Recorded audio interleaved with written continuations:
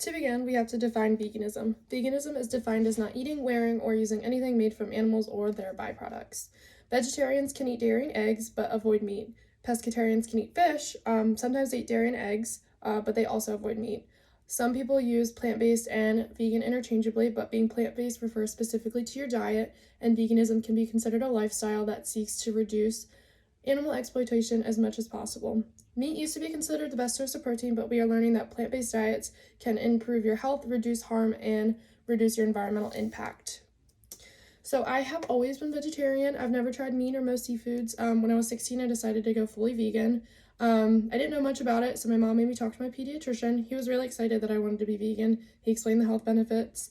And then we just had to keep an eye on my labs because sometimes vegan diets can be lacking in B12, iron, and calcium. B12 is not found in fruits and vegetables, but it's found in meat. So personally, I take B12 supplements. These are just some pictures from some blogs that I follow. They post vegan recipes. You can find anything on the internet for high protein, low fat, that kind of stuff. One misconception is that vegans don't get enough protein, but you can just follow some recipes that are specifically high protein. Soy milk has just as much protein as cow's milks, and I get a lot of protein from beans and peanut butter. According to Medical News Today, eating a vegan diet can aid in weight loss and prevent chronic diseases. Animal products are high in saturated fats, and eating a diet high in saturated fat increases your cholesterol. High cholesterol leads to heart disease and stroke. The International Agency for Research on Cancer says that red meat may be carcinogenic, and research has linked eating red meat to colorectal cancer.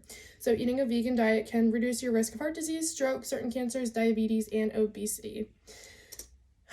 Here are some pictures from some factory farms. I tried to find ones that weren't very graphic. So another reason people follow vegan lifestyles is to reduce harm to animals. The factory farming industry has taken over the production of meat, eggs, and dairy.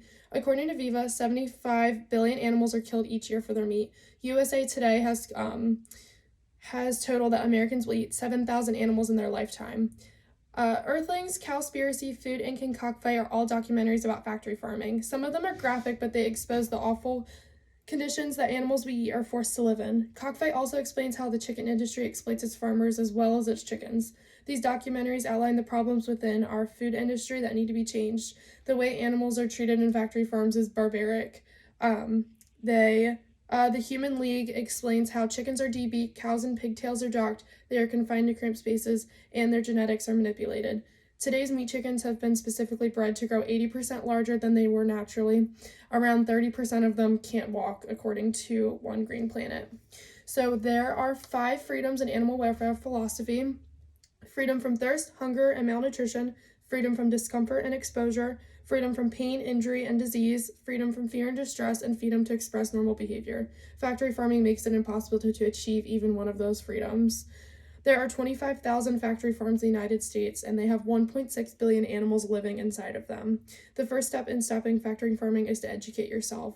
You can do that by watching these documentaries that I mentioned. You can also shop at local farms or farmers markets. Eating a plant-based diet reduces the demand for animal products. You can save around 100 animals a year by not eating any animal products. Cutting animal products from your diet reduces your carbon footprint from food by up to 70%. Your food carbon footprint is the greenhouse gas emissions produced by growing, rearing, farming, processing, transporting, storing, cooking, and disposing of the food you eat. Meat and dairy production is responsible for 60% of agriculture's greenhouse gas emissions. Joseph Poore, who is the lead researcher at the University of Oxford, stated that a vegan diet is probably the single biggest way to reduce your impact on planet Earth. Not just greenhouse gases, but global acidification, eutrophication, land use, and water use. Animals raised for food are the primary consumer of water, and 80% of the U.S.'s agricultural land is used to raise the animals that we eat and the grains that those animals eat. It takes 2,400 gallons of water to produce 1 pound of cow versus it takes 180 gallons to produce 1 pound of wheat flour. And then I just have some graphics here that explain how eating a vegan diet can reduce the amount of water we use, the greenhouse gas emissions, and some other things like that. So factory farms also pollute our air. They produce mass amounts of dust, and that dust is made of bacteria, fungi, and mold from animal feces and urine in the air. Live Kindly Co. explains how communities near factory farms are suffering because the dust is causing respiratory issues, cancers, it's affecting children's brain development and causing birth defects. The water near factory farms is also being polluted from animal waste and fertilizers, The runoff is carried from streams to the Mississippi River, and the Mississippi River leads to the Gulf of Mexico. Nitrogen from animal waste and fertilizer causes algae growth to skyrocket, which depletes oxygen from the Gulf and is creating a dead zone. The dead zone is half the size of Maryland right now. Adopting even a vegetarian diet would decrease the amount of nitrogen in the Gulf and help eradicate the dead zone.